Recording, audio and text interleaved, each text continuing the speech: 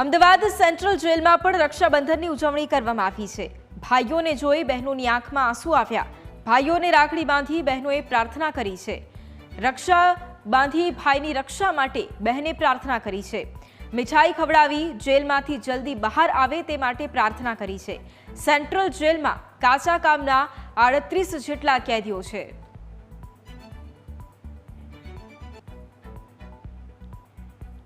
સૌપ્રથમ અમદાવાદ મધ્યસ્થ જેલ તરફથી જેલ પ્રશાસન તરફથી હું તમામ કેદીવાન બંદીવાન ભાઈઓ તમામ એમના પરિવારને રક્ષાબંધનની શુભકામનાઓ પાઠવું છું। આજે રક્ષાબંધન નિમિત્તે અત્રેની જેલ ખાતે તમામ પ્રકારની વ્યવસ્થા કરવામાં આવી છે, જેમાં બંદીવાનો પોતાના પરિવારજનો પોતાના સગા બહેનો એમને પોતાને રાખડી બાંધવા માટે આવે છે અને સાથે મીઠાઈ પણ લઈને આવે છે અને ખૂબ આનંદ અને ઉલ્લાસથી અહીંયા રક્ષાબંધન પર્વની ઉજવણી કરવામાં આવે છે।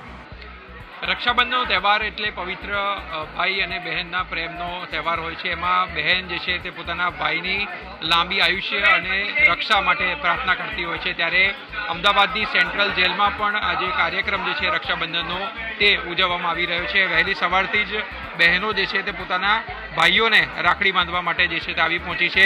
સેન્ટ્રલ જેલમાં પાકા અને કાચા કામના કેદીઓ જે છે તે હોય છે અને જે કાચા કામના કેદીઓ છે ત્યાં રક્ષાબંધનની ઉજવણી જે છે તે કરવામાં આવી રહી છે। જોઈ શકાય છે કે એક બહેન જે છે તે પોતાના ભાઈની રક્ષા માટે રાખડી બાંધી રહી છે કે એ અહીં સુરક્ષિત રહે, સુખી રહે અને તે જલ્દી જેલમાંથી મુક્ત થાય તે પ્રકારની પ્રાર્થના પણ જે છે તે બહેનો કરી રહી છે। દર વર્ષે અમદાવાદની સેન્ટ્રલ જેલમાં પવિત્ર જે તહેવાર છે તે ઉજવવામાં આવતો હોય છે। સમગ્ર રાજ્યમાંથી બહેનો જે છે આવે છે, પોતાના ભાઈઓને રાખડી બાંધે છે, ગળી મોં કરાવે છે અને તેની સુરક્ષાની પ્રાર્થના જે છે કરતી હોય છે। સેન્ટ્રલ જેલમાં પણ કહી શકાય કે તમામ તહેવારો જે છે તે ઉજવવામાં આવતા હોય છે। ત્યારે આજરોજ વહેલી સવારથી બહેનો જે છે તે સેન્ટ્રલ જેલ પહોંચી છે અને પોતાના ભાઈની લાંબી આયુષ્ય માટે પ્રાર્થના કરી રહી છે।